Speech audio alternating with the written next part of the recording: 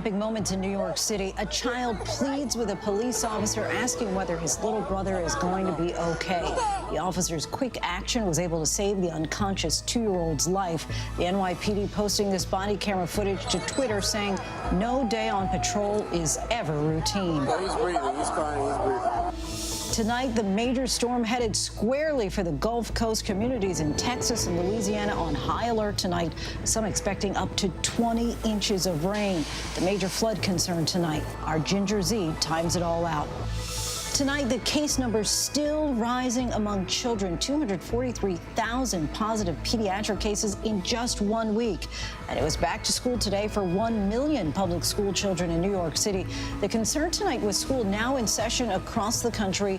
What should you be doing to keep your kids safe? On the eve of the consequential California recall, why should you care if you don't live there? What exactly is at stake if this recall is successful? Well, just imagine the judge is a Republican governor will appoint. Imagine the ability to use the line item veto. Our in-depth report on the governor who is fighting for his political life and the opponents hoping to win big tomorrow night. From essential workers to corporate America, what should you be doing if you are burnt out? Ariana Huffington has some advice for you. And meet some Americans who are taking action. I just thought, now's my shot, now is my chance.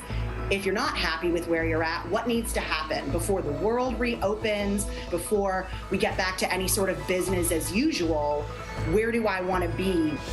And America Strong. All month long, we will celebrate the everyday American stepping up to help others.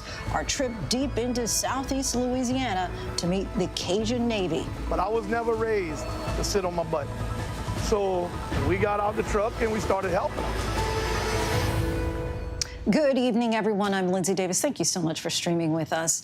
Tonight, we're tracking a major storm barreling toward the Gulf Coast. Some communities could see up to 20 inches of rain, and America's fourth largest city is right in the danger zone tonight.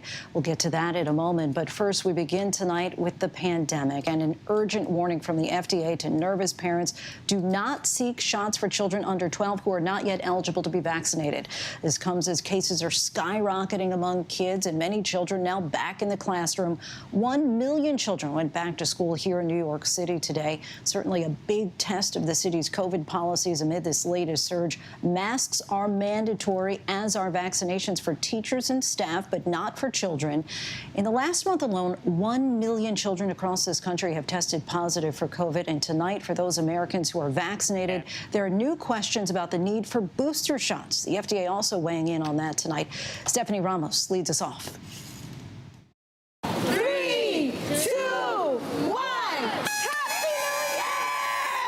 In New York City today, nearly 1 million kids heading back to school for the first time in 18 months. This is the place for kids to be safe, to learn, to be together. It works. Remote learning no longer an option. Masks are mandatory. Air purifiers in the classroom and vaccines are required for teachers and staff. But with the threat of a highly infectious Delta variant, some parents don't want to take a chance. It's a shame that we're still back here and the situation is even worse. So as a parent, I'm actually keeping my kids home. In just the last month, 1 million children across the country have tested positive for COVID. As parents wait for the COVID vaccine to be made available to younger children, the FDA is warning them not to seek out vaccinations ahead of FDA authorization, saying in part, children are not small adults. Kids, are a special group. They're not just little adults, and they require important, long-term safety data to make sure that we're giving the right vaccine to the right kids. The country now averaging 1,200 deaths a day, 6 times the death toll 2 months ago. One hospital in upstate New York will stop delivering babies after workers resigned over vaccine mandates, meaning women will need to travel farther away. And experts say the virus remains a serious threat to unvaccinated pregnant women. In California, nurse Davi Macias was 7 months pregnant and unvaccinated when she and her husband Daniel were hospitalized with COVID. Doctors delivering the baby after Davy was put on a ventilator. The couple passing away a few weeks apart, leaving behind 5 children. Daniel texting family before he died last week. He was trying to breathe and he said, if anyone is not vaccinated, I suggest you do now. And while some states are vowing to fight that new federal vaccine mandate for companies, New York City calling vaccination the key to its recovery. Despite the protests from some city workers who went back to the office today, they will have to get vaccinated or face weekly testing. Businesses like restaurants, gyms, and museums now require to ask the public for proof of vaccination or face fines. Some people are like, well, it's my body, my choice. But we also have to think about other people. And with all eyes on possible vaccine booster shots, officials have said older Americans and healthcare workers could be first in line if they are approved. But tonight, two top regulators who are leaving the FDA have joined international scientists in an op-ed in The Lancet, arguing it's too soon to recommend boosters for the general population, pointing to evidence the vaccines are still highly effective against severe disease. Scientists still trying to convince Americans about the efficacy of those vaccines. Stephanie Ramos joins us now. And Stephanie, how is the FDA responding to that op-ed in Lancet? Well, Lindsay, an FDA spokesperson tells ABC News that although two of their outgoing vaccine regulators are arguing that widespread boosters are premature, those are not the views of the agency. An advisory committee is set to meet on Friday to consider booster data for the Pfizer vaccine. And the White House is saying they will be ready to roll out these boosters a week from today if they are approved. Lindsay. Stephanie Ramos, thank you. Next to the tropical threat bearing down on the Gulf Coast at this hour, it's expected to bring potentially life-threatening flash floods to certain communities. ABC's Marcus Moore is in the Houston area where the mayor warned people to get off the road by sundown. Torrential rain on the Texas coast tonight as Tropical Storm Nicholas moves ashore. There's going to be some tremendous rainfall rates of between 1 to as much as 4 inches an hour. The National Weather Service issuing that rare high risk for life-threatening flash floods in some areas. Houston schools are closed tomorrow, and the Port of Houston also shutting down. I'm encouraging people to be off the road by sundown and to stay off the roads through the night going into tomorrow as well. Business owners in Galveston boarding up and deploying sandbags. We never planned on Ike, and we had this much water in our shop. So we've learned the hard way. Nicholas coming just 2 weeks after Category 4 Ida slammed ashore in Louisiana. More than 100,000 customers in the state still without power, and Nicholas could delay that recovery even more. Our thanks to Marcus for that. Ginger Z joins us now from Galveston, Texas. Ginger, time this storm out for us. Yeah, absolutely, Lindsay. Let's start with it being just over 100 miles southwest of me, but you can see the irritable Gulf of Mexico behind me. We are in a storm surge warning for up to 5 feet of surge, which isn't terrible here until you combine it with up to 20 inches of rain. And that's why we're really concerned from Matagorda, Texas, to right here in Galveston tonight into the overnight hours. And you see that shield of rain. It is not easy for folks from Houston down here to Galveston to see this. They have been through a lot, not just in Harvey, but in, Ike years ago. Look at Lake Charles over to New Orleans, also in the flash flood watch. I don't want anyone in Louisiana to say, oh, phew, we're not going to get anything from this. The rain is really displaced from the center, and so what we're going to end up seeing is landfall overnight tonight. Then we will watch it, and even as it becomes a tropical depression and eventually a remnant low, it's still going to have a lot of that tropical moisture. Remember what Ida did in the Northeast. You don't need to have a storm alone. That was with a front that it was squeezing against, but either way, 6 to 10 inches of rain could happen anywhere from Beaumont and Port Arthur right up through Alexandria, just north of New Orleans around that Mississippi state line, and a very widespread 4 to 6 inches. Here's the problem with storms like this is going to happen in less than 12 hours, some places even shorter than that. And that's when you get that really strong chance at seeing flash flooding, and why we tell folks just don't get in a car. And as you just mentioned, that flash flooding, I think it does bear repeating, Ginger, that while this is a tropical threat, the sheer amount of the rain here is the major concern tonight. Yeah, the last time we saw the WPC issue this high risk was in Ida for the Northeast, over a much broader area that covers a larger population, but still, see how from like Matagorda right through Freeport, Galveston, up to the state line of Louisiana, that does include Port Arthur, by the way, that is a high risk, meaning that 9 out of 10 of the situations where we lose property from flash flooding have happened in a high risk. 2 out of 5 deaths happen when we have a high risk. So the statistics are there, and I just hope that that folks take this one seriously. I know sometimes the word tropical storm can throw folks off. We have seen storm after storm, even here in southeast Texas, like Allison, that do more damage than many hurricanes. Lindsay. Ginger Z, stay safe out there. Our thanks to you. Of course. Now to the recall election in America's most populous state, California. Dozens of candidates are vying to unseat Governor Gavin Newsom in an election where the results could reverberate all across this country on the eve of the big vote. Why you should care and what's at stake in California and across the country. Our Zareen Shah reports. This election is a matter of life and death. Public health is on the ballot. California Governor Gavin Newsom making a final push in the fight for his political life. Yes, no. Yes, no. President Biden in California joining Newsom at one of his last campaign stops in Northern California today. A final bid to sway voters heading to the polls tomorrow to vote no on replacing him as governor. Newsom bringing in other Democratic heavyweights in the final stretch to help him make his case. This recall campaign is about California, and it's about a whole lot more. Recalls are rare. There's only been one governor in the country recalled in the last century, and it's been right here in California. But Newsom is hoping tomorrow he doesn't make history again. We caught up with him on the campaign trail after an event with Senator Warren. A lot of people say this is not a democratic process. Do you think it's unconstitutional? No, I leave that for other people. Look, this is the second recall effort of the last three governors.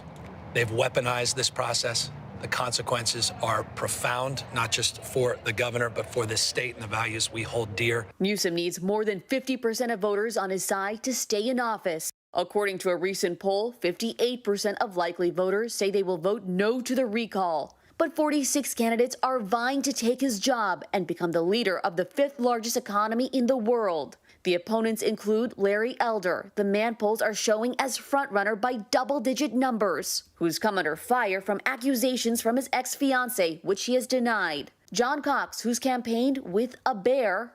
Reality star Caitlyn Jenner, who's been in Australia for a chunk of the race shooting a show. And YouTube star Kevin Paffrath. What exactly is at stake if this recall is successful? Well, just imagine the judges a Republican governor will appoint.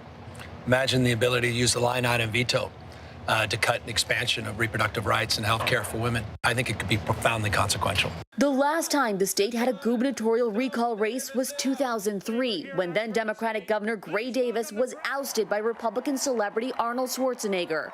If you have an opportunity as a governor to choose your challenger, please don't pick a global celebrity. But things are different this time around. The state is far more Democratic, with less than a quarter of voters identifying as Republican. When I helped Arnold Schwarzenegger win one of these elections, our politics were not nearly as tribal. It was 2 years after 9/11. The country was much more united.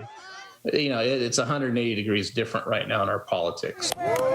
Newsom has already faced 6 failed recall attempts since he assumed office in 2019, nearly all filed pre-pandemic. The original recall citing immigration, increased homelessness, and high taxes. Political experts say the recall efforts for Newsom may never have triggered an actual election, except for 2 things. A judge granted an extension for collecting signatures during the pandemic, and that very same day, that Friday night, Governor Newsom went to a dinner party at the French Laundry, one of the most famous and expensive restaurants in the state. Newsom was seen dining there early November with about a dozen close friends, some who also happened to be lobbyists, unmasked. So I want to apologize to you because I need to preach and practice, not just preach and not practice. It was just like a really potent example for people who already were opposed to him, that he was, making rules for other people that he wasn't following himself. And so those 2 things really changed the trajectory of this. Only 19 states and Washington, D.C. allow voters to recall their governor. And California has one of the lowest thresholds to do it. Just under 1.5 million signatures were needed, equaling 12% of votes cast from the last gubernatorial election. You are the frontrunner on the opponent side. What is the first thing you would do? You have listed a lot of things. Well, one of the first things I'm going to do is repeal the requirement for state workers that they have to be tested once a week and they have to wear masks at work. I don't think the science supports that. Elder also raising eyebrows over whether he'll accept the recall results if Newsom wins. His rhetoric similar to the false claims of fraud by former President Donald Trump after the 2020 election. Do you agree to accept the results of this election? You know, I find it a fascinating question when people ask me that. No one ever asked my opponent, did he agree with Hillary when she refused to accept the result of the 2016 election? Elder perpetuating a dangerous falsehood since Hillary Clinton conceded to Trump on election night. What would it take for you to spark a legal challenge, to start a legal challenge over the results on Tuesday? So many people are angry with what's going on in California. Nearly 2 million people have signed a petition to recall this man. So many people are going to vote to have him recalled. I'm not worried about fraud. The stakes are high for California, but also for the country, too, with much attention on the country's oldest senator, California's Diane Feinstein, leading to high-profile liberal senators vouching for the current governor in ads. The leading opponent here, Larry Elder, has already said that if he gets the chance, he will replace any Democratic California senator with a Republican. I think it's a safe assumption that any Republican governor would appoint a Republican senator. And with the 50-50 balance in the United States Senate, that would, tip the balance of power for the whole country. If over 50% vote yes to recall Newsom, the second question is automatically triggered, and whoever running against Newsom who has the most votes becomes the next governor. But with 1 day to go, Newsom remains confident, and as always, turnout is key. We're going to win this thing. We get the vote out, period. We see with the registered voters, we're winning by double digits. We're going to pull this thing out. Zareen Shah joins us now from a polling location in Los Angeles, California. Zareen, you've been covering this race for weeks. Is there a sense that voters are tuned into this and will show up at the polls? As you just said there, turnout is key. Lindsay, that's such a great question. In fact, Newsom's team just spoke about this earlier in the week. They said looking back just a few months ago when they were looking at Californians, they realized they did not have a persuasion issue. They had an awareness issue. Of course, there are pockets of people in California, in fact, many of them who were incredibly frustrated by Gavin Newsom. But they felt that the vast majority of the people who were not angry had no idea that there was even a recall election happening. Now, that has changed, and they credit a few things. One, the rise of Larry Elder, an incredibly conservative radio talk show host. Reminder, this is a very blue state, and the Democrats here would not want someone like Elder to run that state. And then they also spent millions sending out text messages, making phone calls, and then they brought out the heavy hitters. They had ads from Barack Obama, from Bernie Sanders, and then they brought people to this state. You had Vice President Kamala Harris, Senator Amy Klobuchar, Senator Elizabeth Warren, all here in just the last couple of weeks campaigning for Governor Newsom. And today you have the big one. The president is in this state right now, this very moment. They're in Northern California. They're touring an area devastated by fires. They're going to be coming down to Long Beach right afterward tonight to campaign right here. His team said they wanted every living, breathing Californian to know that there was an election. And if you just look at the numbers pouring in, Lindsay, over 30% of people have already submitted their mail-in ballots. That is far more than most other special elections that have happened in this state. Certainly, apathy does not appear to be an issue right now. So there is awareness, but as well, former President Trump and others are preemptively making these unfounded claims of fraud, saying that this election is rigged before it even happens. How is that potentially impacting the race? You know, Lindsay, I had an exclusive interview with Larry Elder over the weekend, and I asked him, would you accept the results of the election on Tuesday? And he avoided answering the question. He kept deflecting. Now, of course, Donald Trump has released a statement on that very issue today. There is no evidence of widespread fraud, and yet Larry Elder has a website up and is encouraging people to submit anything that they believe accounts for fraud. Now, we know this story before, right? This happened in 2020, where Trump did not concede to Hillary Clinton. He made wild allegations of fraud. People don't want these races to drag on. They want to know as soon as they can when the results are in, who the next governor of the state will be. It's unclear exactly what Larry Elder is going to do on Tuesday, if Governor Newsom keeps his job. But look, Lindsay, there is an election here in California for the governor's race just next year. And some Californians already frustrated that it feels like the campaigning here is just never going to end. Lindsay? Can understand why. Zareen Shah, thanks so much. Excellent reporting. For more now, we bring in California Senator Alex Padilla. Senator, we so appreciate you joining us, especially on such a busy day. In your last job as California Secretary of State, you ran the state's elections. From an election security standpoint, do you have any concerns at all about this recall? I have zero concerns about the security or the integrity of the election in California. It's thanks to the pro-voter reforms that we put in place that we can say so, giving eligible voters multiple options to safely register to vote, stay registered to vote, and actually cast their ballot, even track their ballots with notifications of when ballots are received and counted. The utmost in transparency, which leads to not just record registration and participation, but is really a model for the rest of the nation to follow. And Democrats have been bringing out the heavy hitters in recent days for Governor Newsom's campaign, including President Biden today. So where do you think this race stands right now? Any concerns at all that Newsom could be recalled and a Republican could take over the state with a minority of voter support? Look, despite recent polling, I know in politics you never take anything for granted. The feeling is good out there, but people can vote until 8 o'clock on Election Day, that being tomorrow, September 14th.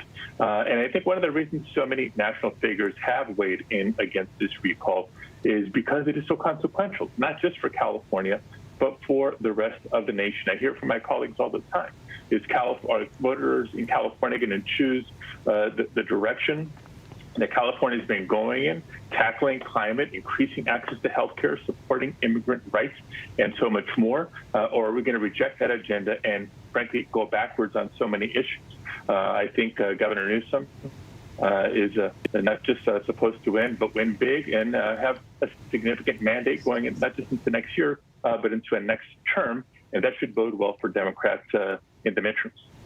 And still on the topic of voting, Senator Manchin has signaled that he will not support a change of Senate rules to pass a voting rights bill. He is saying the filibuster is permanent.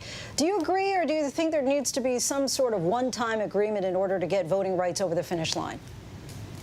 Look, I think there's a couple things happening here. Number one, there has to be a recognition of how hypocritical our Republican colleagues have been. They say we shouldn't change election law unless it's done on a bipartisan basis. Yet we've seen our fundamental right to vote attacked and undermined in state after state across the country on strictly a partisan basis.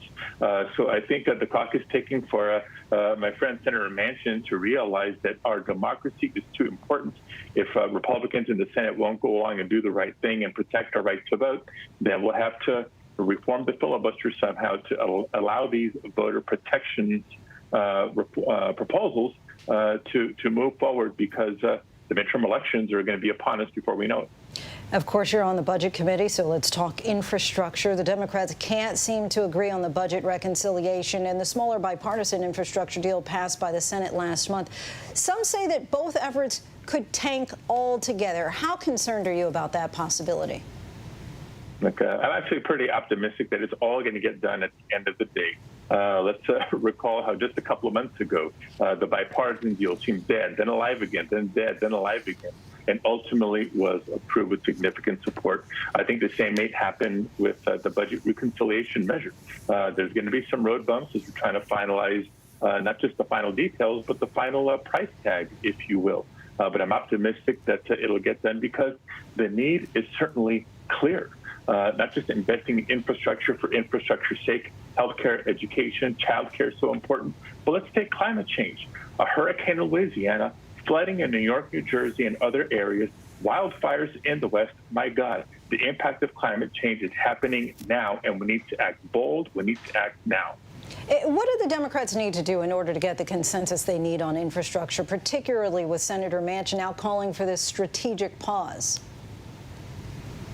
Yeah, I think the fact that the August recess is coming to a close and we'll all be physically together in the Capitol again starting this week will allow for those conversations to wrap up these negotiations in the next couple of weeks. And not just for Senator Manchin, not just for myself, but for others, let's remember that while the price tag is certainly one important conversation, how we pay for it is another. And there's a roadmap to make significant investments in our nation's infrastructure in a fiscally responsible way, in a way that's frankly fair to working families.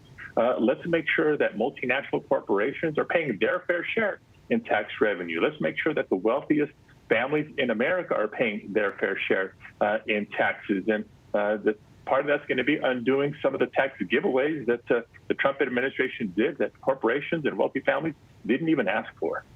And President Biden is the first president to ever visit the National Interagency Fire Center. He's been commenting on this historic fire season in California. Do you see any significant changes coming out of this visit on that front?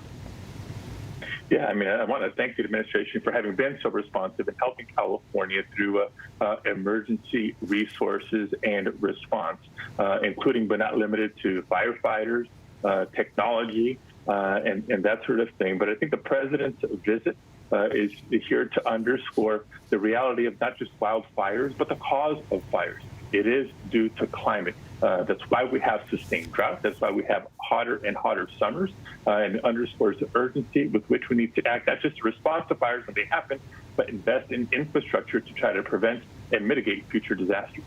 Senator Alex Padilla, once again, appreciate your time and coming on the show. Thank you. When we come back, the alleged peeping Tom shot to death, but will the woman who pulled the trigger face charges?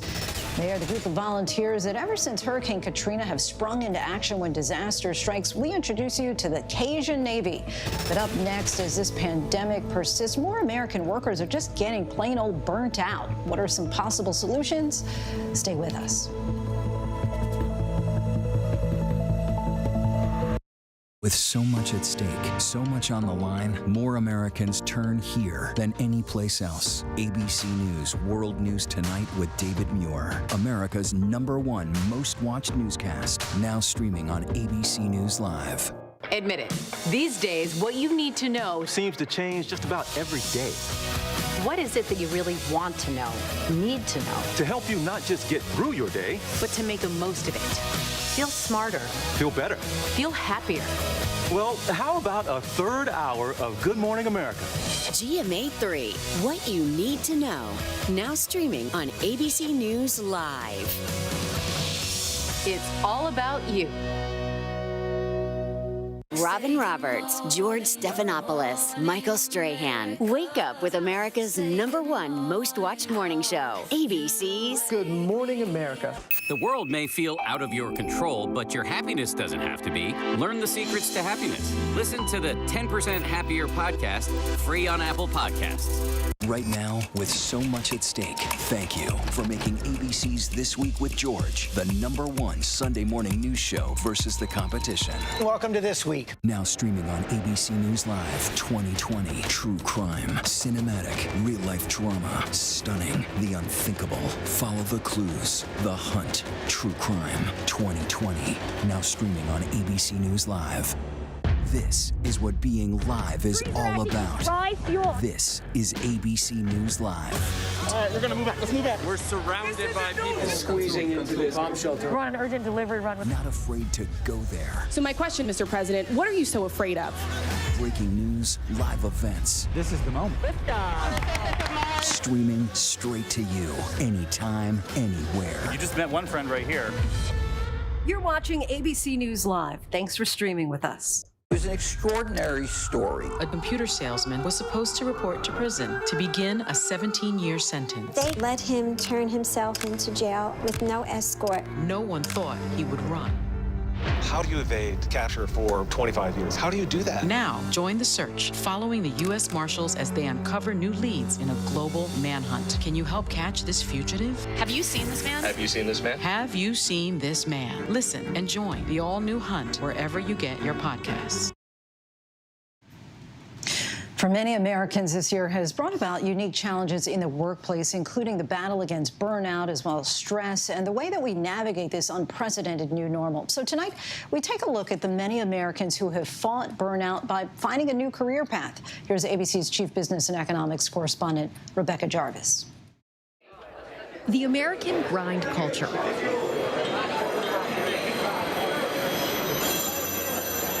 Turned burnout nation.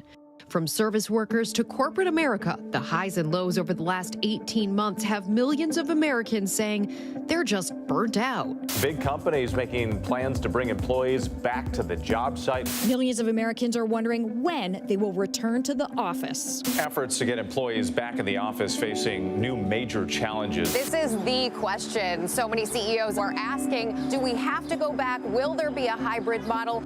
And it sparked what some are calling the Great Reshuffle, as many Americans examine the place of work in their lives. Is this moment in time where people are looking at their value system and really identifying not just what the work is, but like how they do the work. 33-year-old Tessa Radin recently made a career-changing decision. She had her dream job as a program director in the performing arts in New York City. But she says pandemic remote life took away her love for the job. And it really shocked me when I woke up one day and realized I didn't want to do it anymore.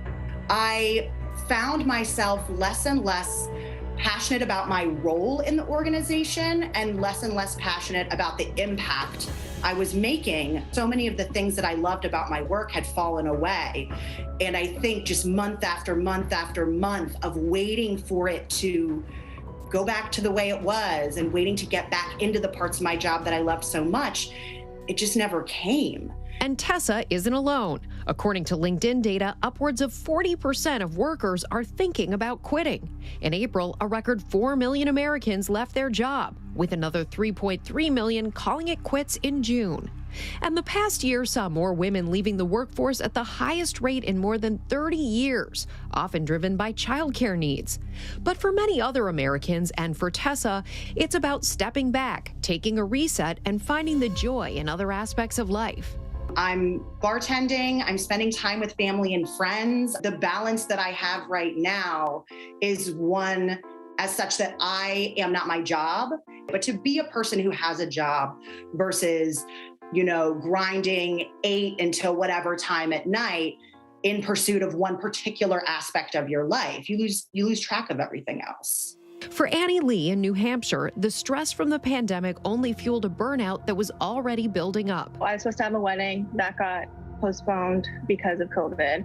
My parents got divorced. My grandpa got diagnosed with cancer, and just everything at work, like all the stresses that there were being a ICU nurse during the pandemic.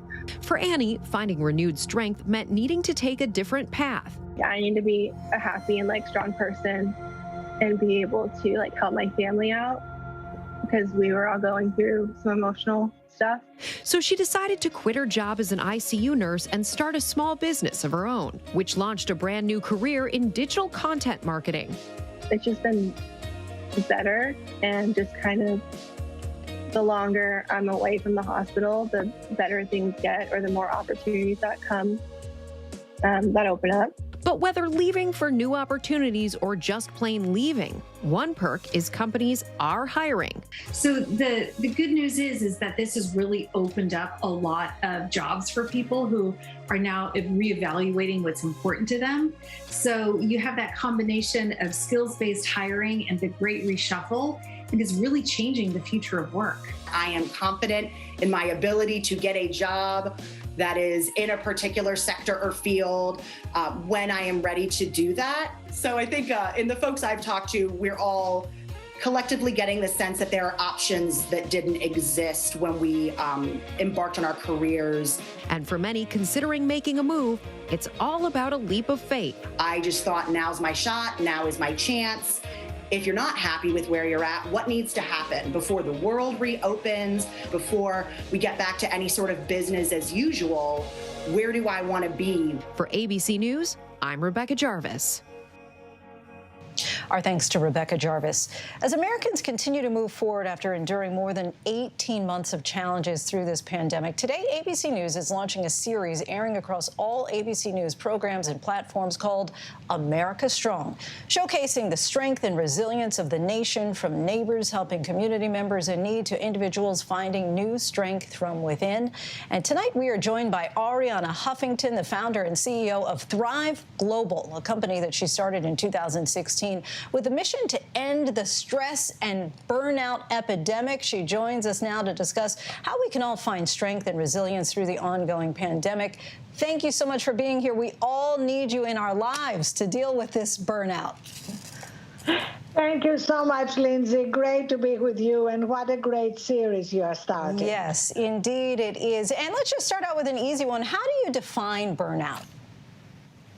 So burnout was actually defined by the World Health Organization in 2019 as an occupational hazard that manifests three main conditions. One is like a kind of cynicism and a negative attitude to life and work. The other is feeling very unproductive at work. And the third is feeling simply depleted and exhausted. It could be one of these conditions or all three. When we launched Thrive in 2016, our mission was to end the stress and burnout epidemic. Now burnout is a conversation everywhere. And we finally have woken up to what a real risk to our health and our mental health it is. It was there, Lindsay, before the pandemic, but of course it has dramatically increased since the pandemic. Right, I was going to say that. This has been something that we've been dealing with for a while, but how do you feel that the pandemic in particular has exposed some of the unsustainable ways of working and living that are fueling that burnout for so many Americans? Well, actually, Lindsay, obviously, the pandemic has been an incredible source of grief and stress and losses. But also, the silver lining is that it has woken us up to the fact that the way we've been living our lives were unsustainable. The idea that in order to succeed and be good at our job, we have to be always on, is actually not even substantiated by science and data that make it very clear that recovery is part of peak performance. I mean, look at elite athletes, look at Tom Brady, who talks regularly about how his sleep and the way he recovers from exertion is part of why he can win Super Bowls at 43. So what do you see as the cultural and professional shifts that need to happen in order to reverse burnout and bring resilience to both employees and to businesses dealing with our new normal beyond making sure that we get that recovery and sleep? Well, Lindsay, the key here is to look at the science and recognize that in order to have a sustainable productivity, we need to introduce time to recharge and refuel into our lives, whether it is sleep or 60-second resets during the day. Actually, we brought Thrive Reset into the Zoom app, and anybody can download it to have these 60-second breaks, to breathe consciously, to remember three things you're grateful for, to get up and stretch. It sounds so tiny, 60 seconds, but neuroscience tells us it takes 60 to 90 seconds to course correct from stress. So while, Lindsay, stress is unavoidable in our lives, cumulative stress is avoidable, and it is cumulative stress that's the killer. It's fascinating, really, to hear that 60 seconds will make such a significant difference. And your company, Thrive Global, is a behavior change tech company that focuses on micro steps to improve health and productivity. So what are some practical steps for managers and leaders to protect employees from burnout? And what are some steps that individuals can take beyond just, those 60-second breaks? Well, what managers can do is introduce these breaks into the everyday workflow. Lindsay, it's great to have a mental health day or a mental health week, but what happens every day matters. So our micro steps cover every aspect, from sleep and food, movement, gratitude, connection. And the reason we call them micro steps is because they truly are tiny incremental changes that lead to healthy habits. A lot of us start this New Year resolution so that we're going to spend an hour in the gym every day or don't touch our phones for the weekend, and then we break them after 3 weeks. So if we start small and pick small steps, they become ingrained and they become part of our lives and change everything. Yeah, and those small steps are most likely more sustainable. You, of course, wildly successful businesswoman and author. Have you personally experienced a lot of burnout in your own career? And if so, how have you worked through that to find this new strength? Well, actually, Lindsay, I feel that my wake-up call that came early in 2007, 2 years into building the Huffington Post, a divorced mother of 2 daughters, I had bought into this collective delusion that I had to burn out to succeed, and I collapsed. I hit my head on my desk, I broke my cheekbone, and that was the beginning of journey to study the phenomenon of burnout, and then when I launched Thrive, to study how we could course correct and do it in a sustainable way that can inspire each other. So beyond micro steps, what we find works at Thrive is storytelling. What you are doing, telling the stories of Americans who are finding ways to become resilient in the middle of the pandemic, that is incredibly inspiring for all of us. And we know that so many Americans have experienced just tremendous loss in various forms in the past 18 months, whether it's personal or professional. But many have also found these new opportunities. Talk to us about how Americans can remain resilient, as you just mentioned, that resilience that exists here, and turn this into a silver lining moment. Exactly. The problem in the last decade especially has been that we've become increasingly addicted to technology, our phones, social media, and that has made it much harder to connect with ourselves and to recharge, Lindsay. Even if theoretically we have the perfect employer who has no exaggerated, unrealistic expectations of how available we should be at all times, if we stop working and instead doom scroll on social media or binge watch whatever is our latest addiction on Netflix, we will still wake up exhausted.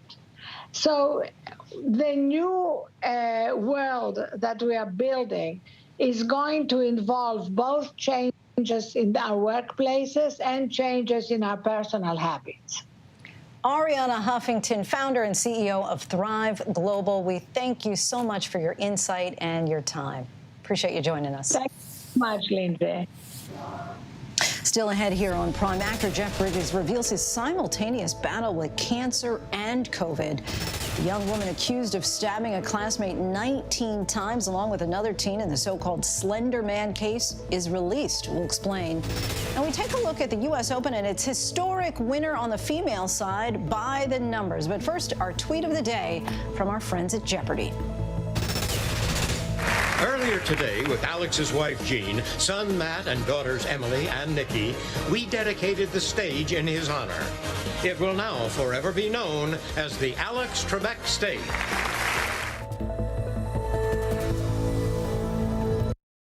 All right, here we go. You ready? Let's do it. Yes, it's the show America wants and America needs right now. This is What Would You Do? Let's go. How are you? Yeah. So what will you be watching Saturdays on ABC News Live? What would you do? Hey, I guess I just found out.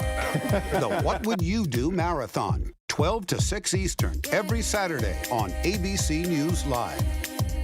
My favorite show. This is what being live is all about. This is ABC News Live. All right, we're going to move back. Let's move back. We're surrounded by people squeezing into this bomb shelter. We're on an urgent delivery run. Not afraid to go there. So my question, Mr. President, what are you so afraid of? Breaking news, live events. This is the moment. Streaming straight to you, anytime, anywhere. You just met one friend right here. You're watching ABC News Live. Thanks for streaming with us. Admit it. These days, what you need to know Seems to change just about every day.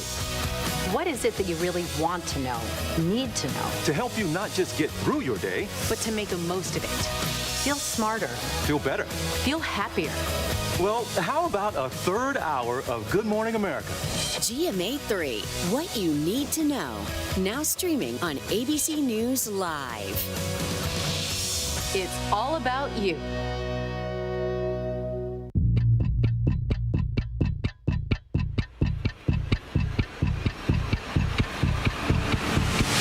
24 hours. Assault on the Capitol. The ABC News original. Exclusively on Hulu. Now streaming. With so much at stake, so much on the line, more Americans turn here than any place else. ABC News World News Tonight with David Muir. America's #1 most watched newscast. Now streaming on ABC News Live.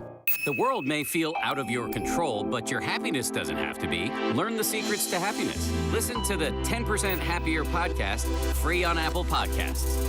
Robin Roberts, George Stephanopoulos, Michael Strahan. Wake up with America's #1 most watched morning show. ABC's Good Morning America. Right now, with so much at stake, thank you for making ABC's This Week with George the #1 Sunday morning news show versus the competition. Welcome to This Week.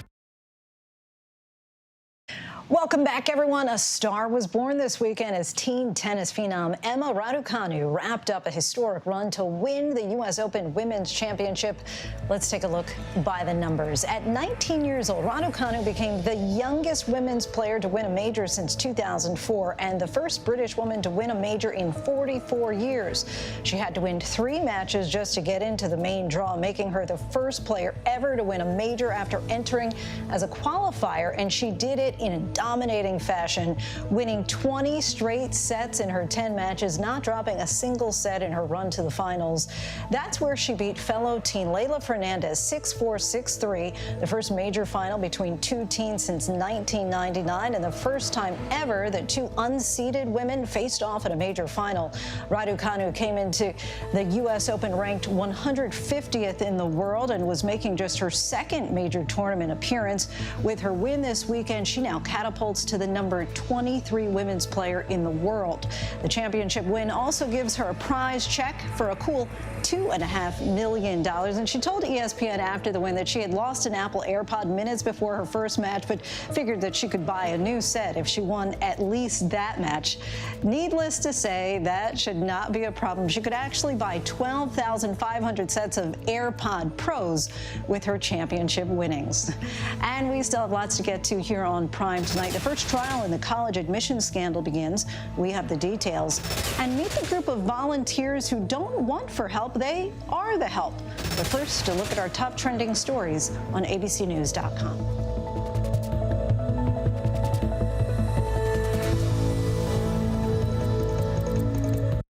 It's an extraordinary story. A computer salesman was supposed to report to prison to begin a 17-year sentence. They let him turn himself into jail with no escort. No one thought he would run. How do you evade capture for 25 years? How do you do that? Now, join the search, following the U.S. Marshals as they uncover new leads in a global manhunt. Can you help catch this fugitive? Have you seen this man? Have you seen this man? Have you seen this man? Listen and join the all-new hunt wherever you get your podcasts. The world may feel out of your control, but your happiness doesn't have to be. Learn the secrets to happiness. Listen to the 10% Happier podcast, free on Apple Podcasts. Right now, with so much at stake, thank you for making ABC's This Week with George the #1 Sunday morning news show versus the competition. Welcome to This Week. This is GMA3, what you need to know. GMA3. A third hour of Good Morning America in the afternoon. It's all about you. Lunchtime on ABC. Now streaming on ABC News Live 2020. True crime, cinematic, real-life drama, stunning, the unthinkable. Follow the clues, the hunt. True crime 2020. Now streaming on ABC News Live.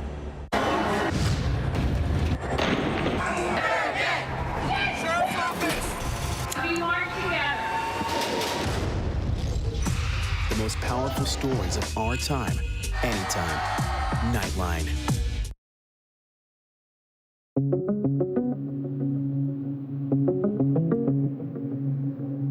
Today, the American Academy of Pediatrics announced the last 2 weeks alone, nearly 500,000 children have tested positive for coronavirus. Some 1 million kids are back in the classroom in New York City. Public schools open today for in-person classes for the first time in 18 months. Texas reporting more than 73,000 COVID-19 cases amongst public school students since school began last month.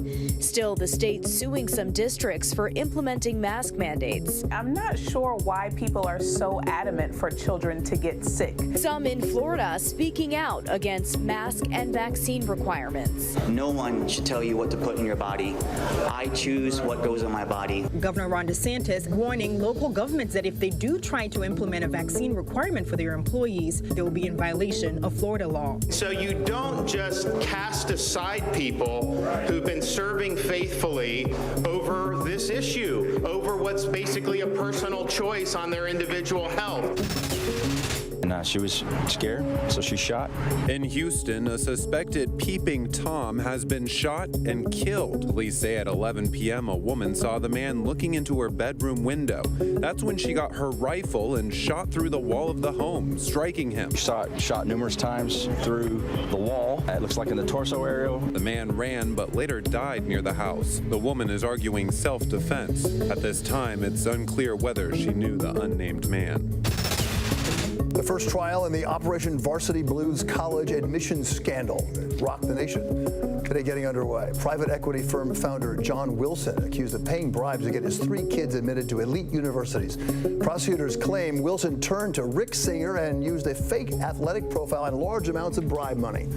Wilson denies any wrongdoing, saying he believed the money was for donations. 57 people so far have been charged in the case. 46 defendants, including 33 parents, have pleaded guilty.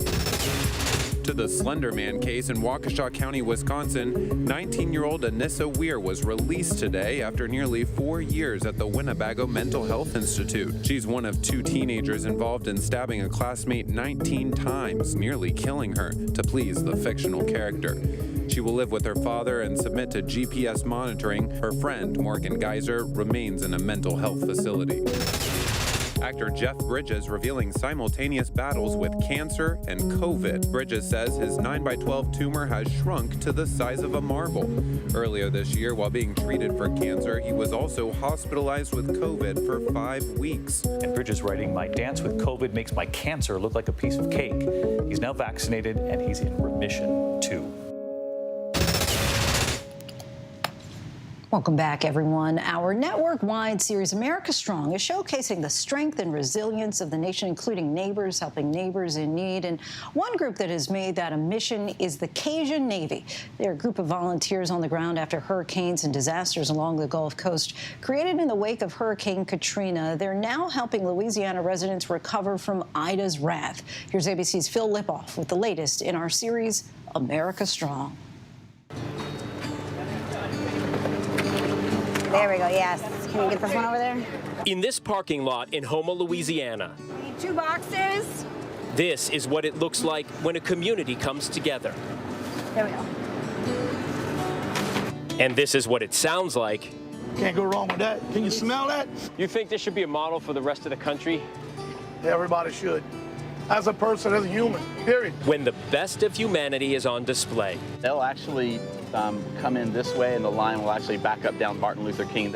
Rob Godet is director of the Cajun Navy Foundation. The group, born out of Hurricane Katrina, civilians responding to help rescue neighbors trapped, some on their roofs, surrounded by rising water when police and fire just simply had their hands full. A small group then. Today, the size of the Cajun Navy is really anyone's guess. We don't know how big this is any more than Facebook knows how big Facebook is. You know, we're a platform that makes it very easy to respond. In the end, we need a lot of these, a lot of hands and a lot of people with heart that show up. Rob calls this a Safe Action Force emergency camp. Volunteers from all over. Zach LaBeouf came here 2 weeks ago to get help himself after Ida took his shrimping boat. But I was never raised to sit on my butt. So we got out the truck and we started helping them. And he just kept helping. Everyone does what they can. Zach loves to cook. Next thing you know, we got pounds and pounds. And so far today, look, 11 days, I think we cooked at least 600 pounds of rice and at least 200 pounds of pasta. And he loves the reaction he gets from the people he helps. It's beautiful. I wish I could do it with them. They say they need hands and a heart. You seem like you got the heart. I got a good heart and good hands. Perhaps a new volunteer. In the 16 years since Katrina, the Cajun Navy has grown so that they can help thousands of people over there in the parking lot and still get here to a mobile home park where there was so much damage, these folks couldn't get to them. Some neighbors, they stayed here. The guy next to me, he stayed. He was inside, and he was when the mobile home flipped by the wind. Juan Rafael Hernandez was planning to ride out the storm in his mobile home with his family, but thought twice just the day before when he looked at his little girls. These two are everything, yes? Yes. Yeah, it's the only thing we have, yeah. The most important things. Yeah, the best thing, you know. That's the reason we left, because probably if we stay here, we don't know what happened, you know.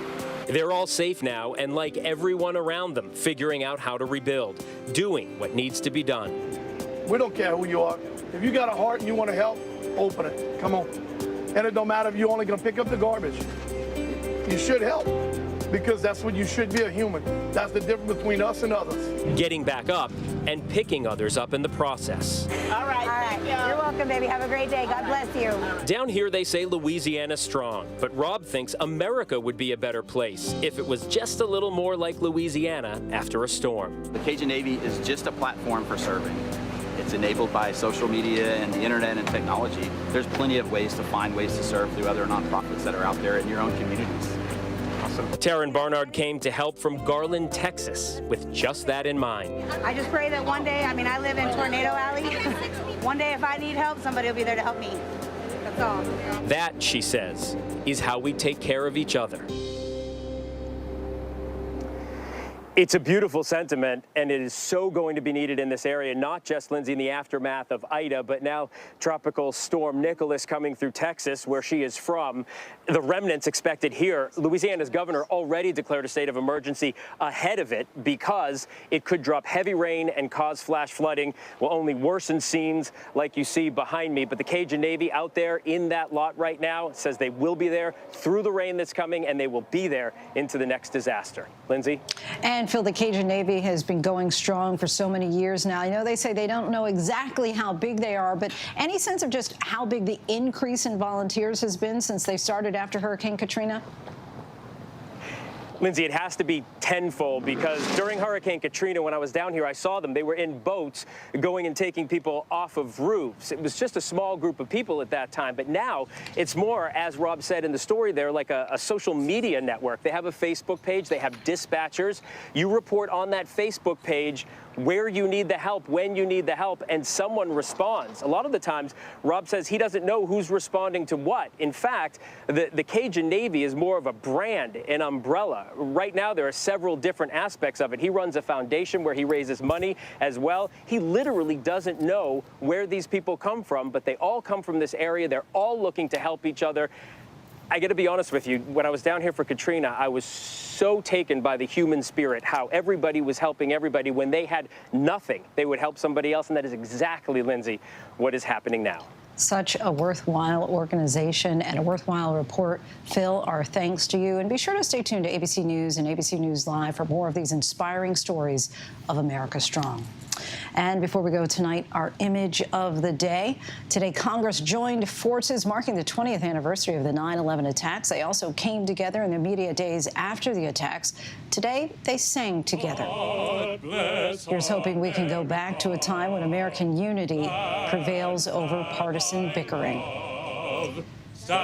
And that is our show for this hour. Be sure to stay tuned to ABC News Live for more context and analysis of the day's top stories.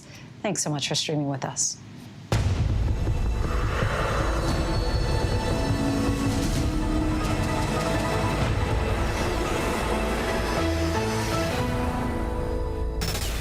Coming up in the next hour, staying on top of several things, including the tense hearing on Capitol Hill. Secretary of State Blinken called to defend the U.S. chaotic withdrawal from Afghanistan, and the growing concerns about a January 6th repeat later on this week. Stay with us.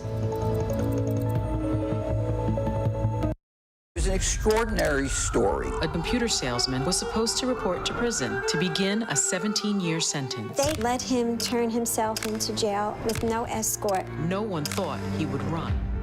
How do you evade capture for 25 years? How do you do that? Now, join the search, following the U.S. Marshals as they uncover new leads in a global manhunt. Can you help catch this fugitive? Have you seen this man? Have you seen this man? Have you seen this man? Listen and join the all-new hunt wherever you get your podcast.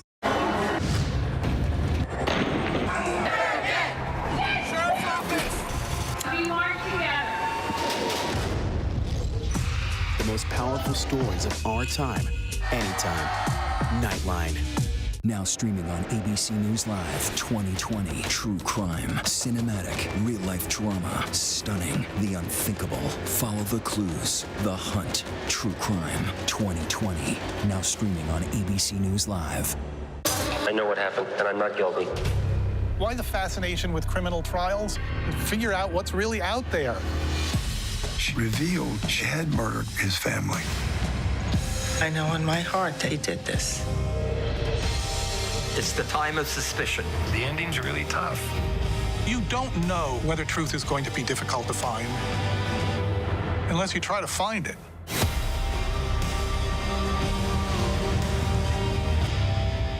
This is what being live is all about. This is ABC News Live. All right, we're gonna move back. Let's move back. We're surrounded by people squeezing into this bomb shelter. We're on an urgent delivery run. Not afraid to go there. So my question, Mr. President, what are you so afraid of? Breaking news, live events. This is the moment.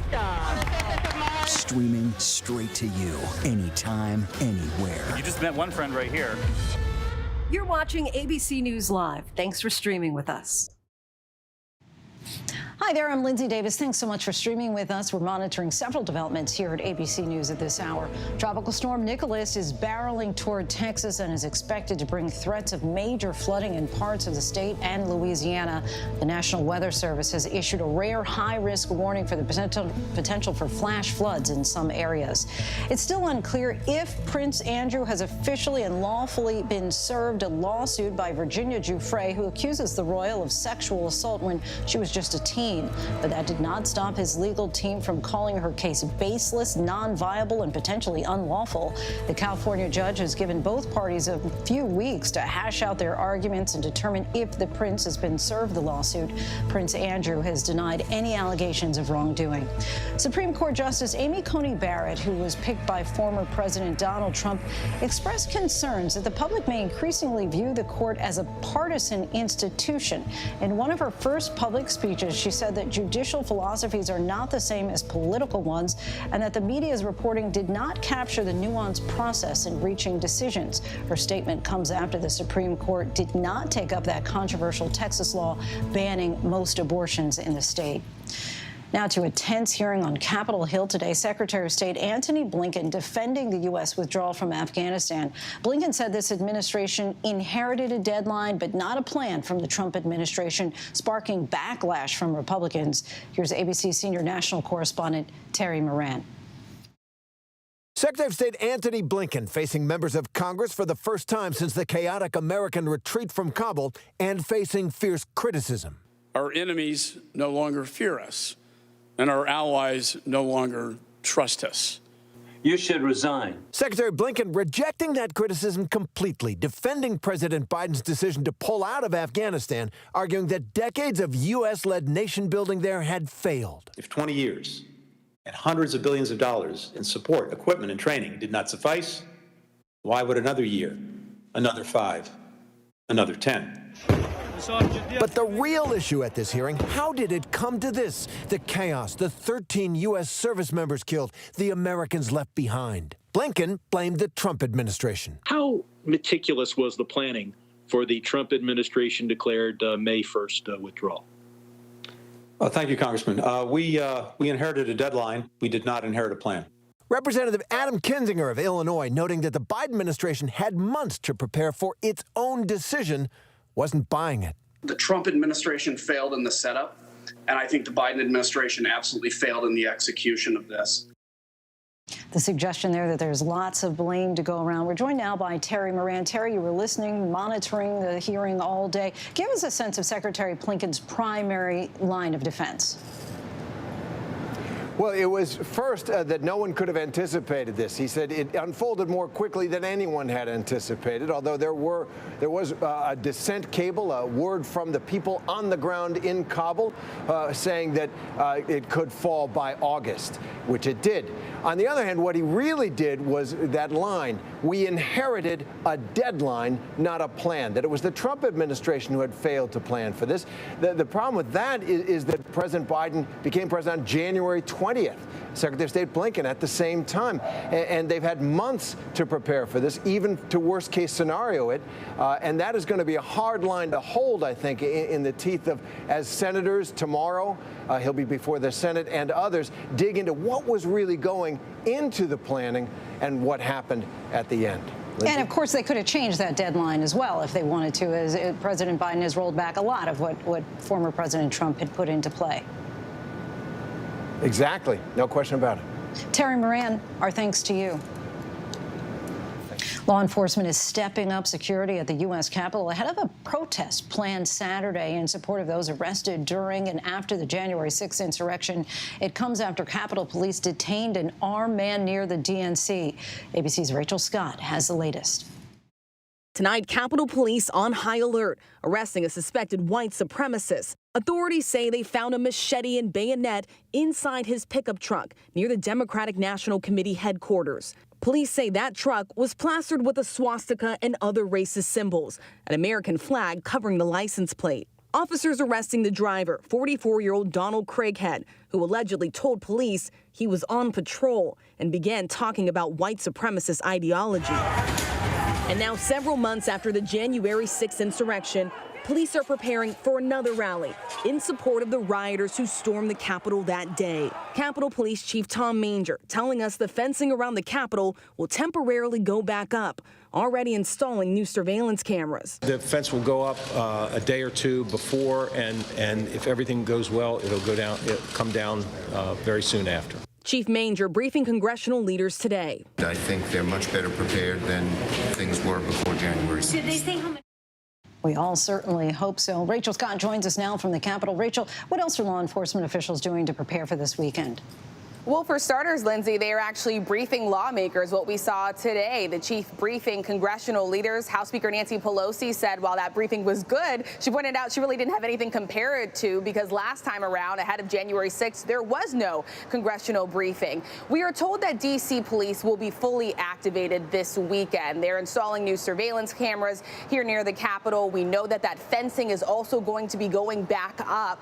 And the chief saying to me today that he believes that they're doing all that they can. They are not taking any chances here, even though organizers of Saturday's rally are encouraging demonstrators who do show up to remain peaceful, Lindsay. Rachel Scott, our thanks to you. Now to the coronavirus pandemic and millions of American students returning to classrooms, some for the first time in a year and a half. The mask and vaccination debates raging on. Stephanie Ramos has more. 3, 2, 1. In New York City today, nearly 1 million kids heading back to school for the first time in 18 months. This is the place for kids to be safe, to learn, to be together. It works. Remote learning no longer an option. Masks are mandatory. Air purifiers in the classroom and vaccines are required for teachers and staff. But with the threat of a highly infectious Delta variant, some parents don't want to take a chance. It's a shame that we're still back here and the situation is even worse. So as a parent, I'm actually keeping my kids home. In just the last month, 1 million children across the country have tested positive for COVID. As parents wait for the COVID vaccine to be made available to younger children, the FDA is warning them not to seek out vaccinations ahead of FDA authorization, saying in part, children are not small adults. Kids, are a special group. They're not just little adults, and they require important, long-term safety data to make sure that we're giving the right vaccine to the right kids. The country now averaging 1,200 deaths a day, 6 times the death toll 2 months ago. One hospital in upstate New York will stop delivering babies after workers resigned over vaccine mandates, meaning women will need to travel farther away. And experts say the virus remains a serious threat to unvaccinated pregnant women. In California, nurse Davi Macias was 7 months pregnant and unvaccinated when she and her husband Daniel were hospitalized with COVID. Doctors delivering the baby after Davy was put on a ventilator. The couple passing away a few weeks apart, leaving behind 5 children. Daniel texting family before he died last week. He was trying to breathe and he said, if anyone is not vaccinated, I suggest you do now. And while some states are vowing to fight that new federal vaccine mandate for companies, New York City calling vaccination the key to its recovery. Despite the protests from some city workers who went back to the office today, they will have to get vaccinated or face weekly testing. Businesses like restaurants, gyms, and museums now require to ask the public for proof of vaccination or face fines. Some people are like, well, it's my body, my choice, but we also have to think about other people. And with all eyes on possible vaccine booster shots, officials have said older Americans and healthcare workers could be first in line if they are approved. But tonight, two top regulators who are leaving the FDA have joined international scientists in an op-ed in The Lancet, arguing it's too soon to recommend boosters for the general population, pointing to evidence the vaccines are still highly effective against severe disease. Our thanks to Stephanie. And now to that prominent lawyer from South Carolina who's facing questions about a roadside attack that he reported. His legal team says the gunshot wound he suffered to the head was not self-inflicted. This comes just months after the unresolved killings of his wife and son. Eva Pilgrim has this story. Conflicting reports leading to new details in that rural roadside shooting of a South Carolina lawyer from a prominent Lowcountry family. On September 4th, Alec Murdaugh called 911 shortly after 1:30 in the afternoon to report that he'd been shot on the side of a road.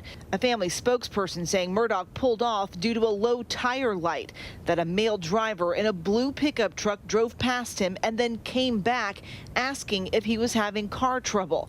And that's when he was shot. He was airlifted to a hospital in Savannah, Georgia, with what authorities say was a superficial gunshot wound to the head. But the incident report released by the Hampton County Sheriff's Office initially checking the box, no visible injuries. Murdaugh's team pushing back, releasing new details about his injuries, saying he had entry and exit wounds, his skull fractured, leading authorities to correct that report, now saying there were visible injuries. Murdaugh's family has been the focus of national attention since the brutal unsolved murders of his wife Maggie and 22-year-old son Paul this past June. Are they breathing? No, ma'am. My wife and my son. And what is your name? My name is Alec Murdaugh. Please hurry. Neither one of them's moving. Murdaugh calling 911 after finding their bodies. Both shot multiple times near the family's hunting lodge. His brothers speaking to us at the time saying their brother is searching for answers. I can tell you he was willing and still is willing to do anything that's asked of him. He wants this solved. Just one day before Alec Murdaugh said he was shot, the law firm that his family spent decades building announced it had reported to law enforcement and the state bar that Alec had stolen money from the firm. The South Carolina Supreme Court suspending his license. Our thanks to Eva for that. And still to come, the rescue workers carrying people to safety after another extreme weather event, this time in India. And she has written some of the biggest songs in music history, but many people don't know her name. Coming up, our conversation with songwriter extraordinaire Diane Warren. It's an extraordinary story. A computer salesman was supposed to report to prison to begin a 17-year sentence. They let him turn himself into jail with no escort. No one thought he would run.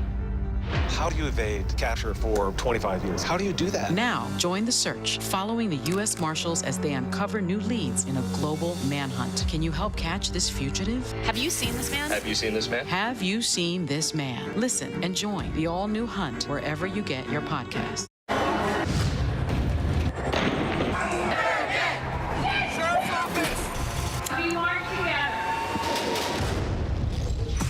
The most powerful stories of our time, anytime. Nightline. Now streaming on ABC News Live 2020. True crime, cinematic, real-life drama, stunning, the unthinkable. Follow the clues. The Hunt. True crime 2020. Now streaming on ABC News Live. Please begin. This is the testimony of Elizabeth Holmes, the Stanford dropout who appeared poised to change the world but didn't. Her fall from grace was spectacular. Elizabeth is finally going to trial. This case will probably go down in Silicon Valley history. But to this day, Elizabeth maintains her innocence. We'll take you inside the courtroom. If history is any indication, Elizabeth Holmes is not going down without a fight. Follow The Dropout, Elizabeth Holmes on Trial, wherever you get your podcasts. Admit it, these days, what you need to know seems to change just about every day. What is it that you really want to know, need to know? To help you not just get through your day, but to make the most of it. Feel smarter. Feel better. Feel happier. Well, how about a third hour of Good Morning America? GMA 3, what you need to know. Now streaming on ABC News Live. It's all about you. All right, here we go. You ready? Let's do it. Yes, it's the show America wants and America needs right now. This is What Would You Do? Let's go. How are you? Yeah. So what will you be watching Saturdays on ABC News Live? What would you do? Hey, I guess I just found out. The What Would You Do Marathon, 12 to 6 Eastern, every Saturday on ABC News Live. My favorite show. This is what being live is all about. This is ABC News Live. All right, we're gonna move back. Let's move back. We're surrounded by people squeezing into this bomb shelter. We're on an urgent delivery run. Not afraid to go there. So my question, Mr. President, what are you so afraid of? Breaking news, live events. This is the moment. Streaming straight to you, anytime, anywhere. You just met one friend right here. You're watching ABC News Live. Thanks for streaming with us. Welcome back. We're tracking several international headlines at this hour. Heavy rains caused major flooding in western India today.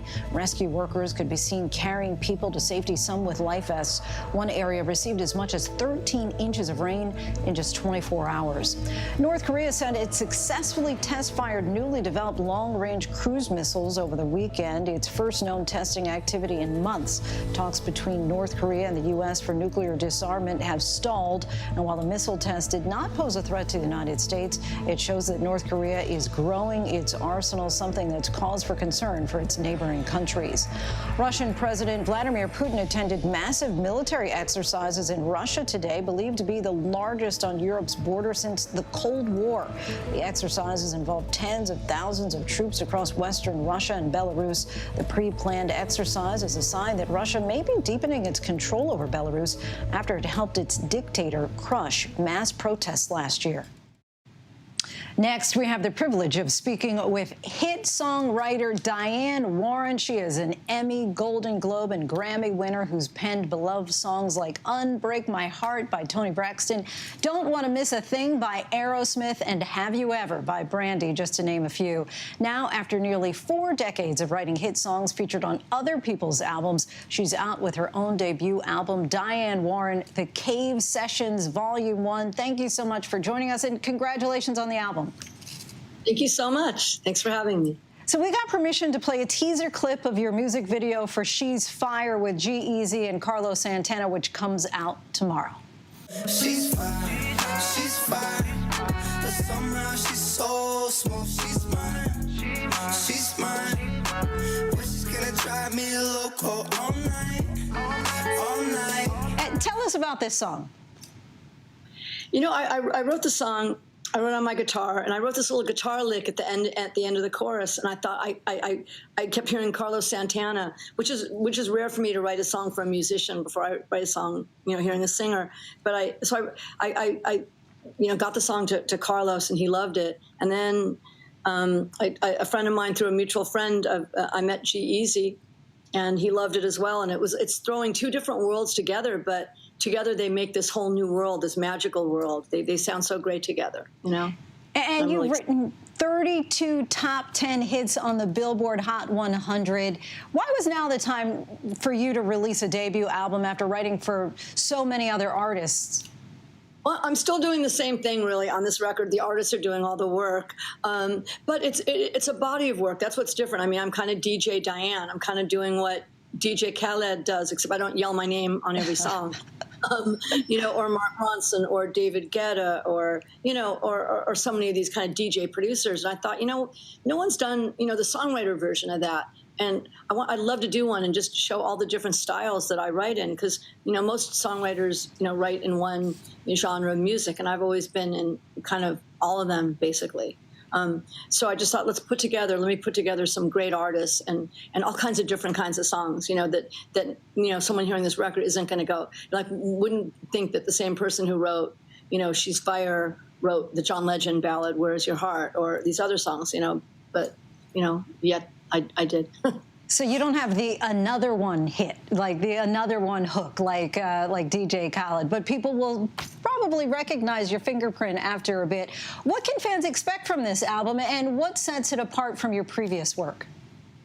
I mean, I hope it's, you know, it continues that I've been writing really good songs. You know, I think that there's, like, to me, this album is like a greatest hits album that hopefully will become a greatest hits album. But to me, they all sound like hits, and they all sound like singles, you know, and I just wanted, even though the songs are so diverse in genre and artist and stuff, I wanted it to be tied together by great songs. So anybody buying this record or streaming this record or however you're going to listen to this record, you know, you're going to get some good songs, great songs, and great artists.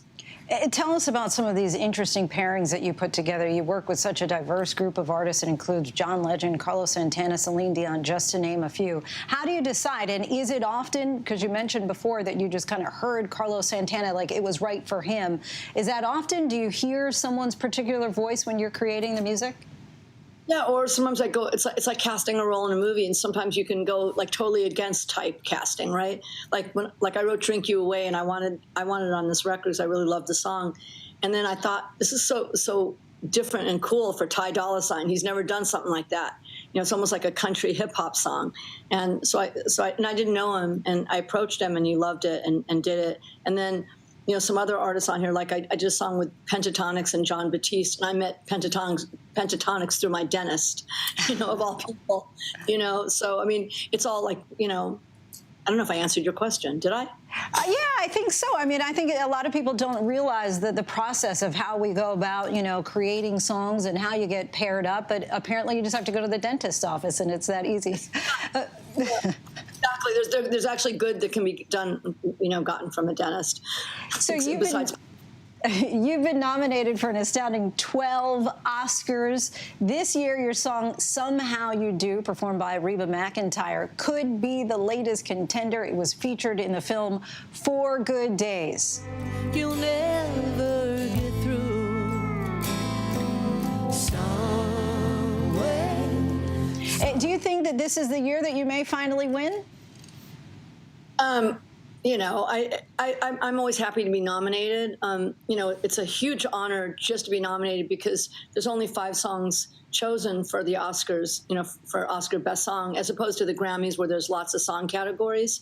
And when those 5 songs are chosen, they're chosen by the music branch, which are the best composers and songwriters, you know, and music editors, and everybody in there is legendary. And if they pick my songs, that is a huge win. And, you know, I've gotten chosen a lot, and, you know, I haven't won yet, but, you know, I'm optimistic it'll happen sometime, I hope. Or, you know, right now I'm the most nominated woman in any category in the 93-year Oscar history to have not won and been nominated this many times. So I guess that's cool too.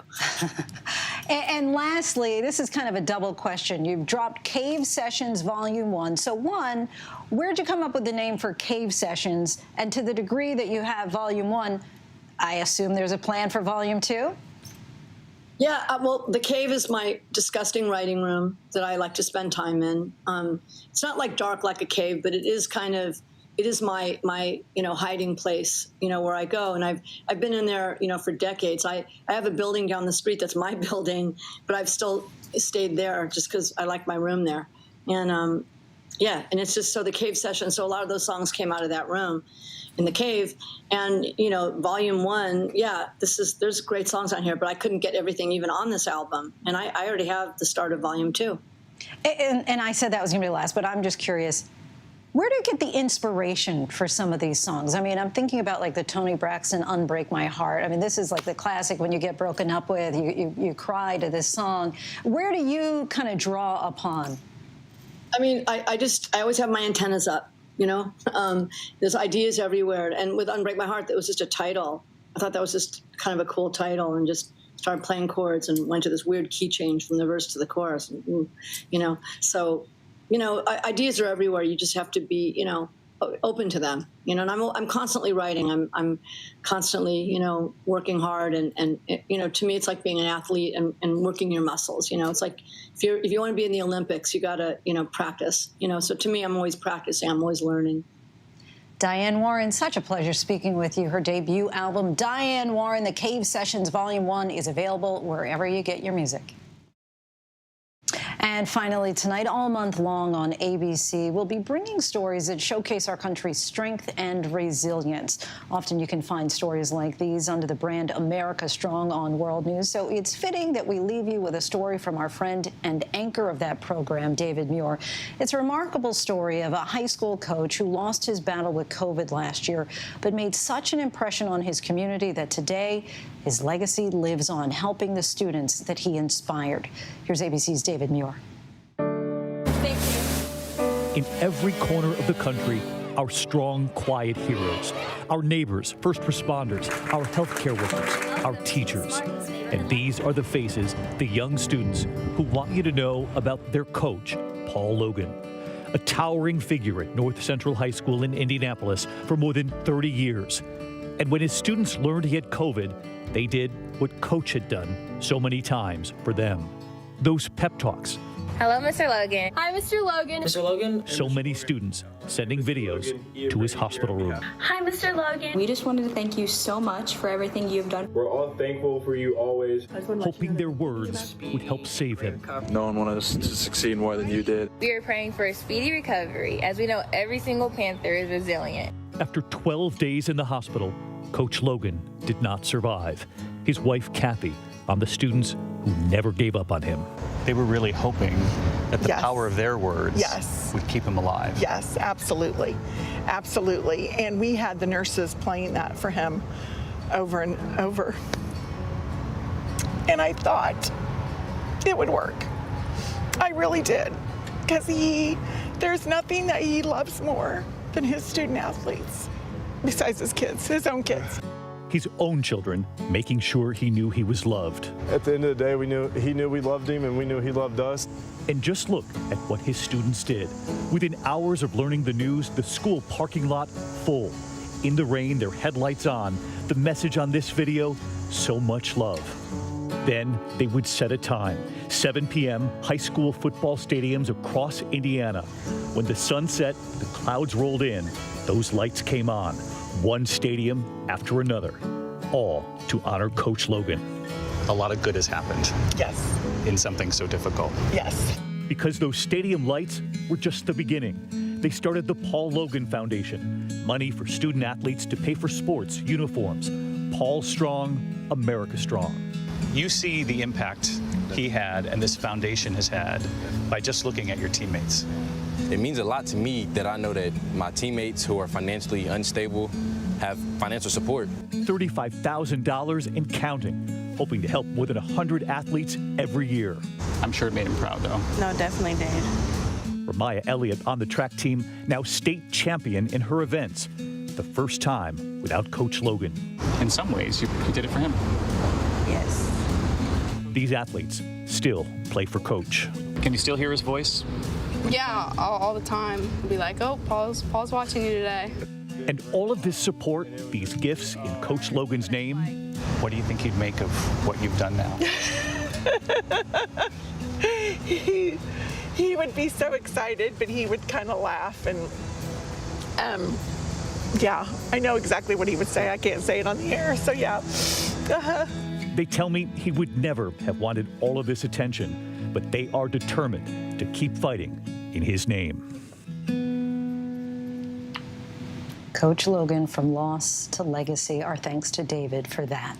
That is our show for tonight. Be sure to stay tuned to ABC News Live for more context and analysis of the day's top stories. I'm Lindsay Davis. Thank you so much for streaming with us. Have a great night.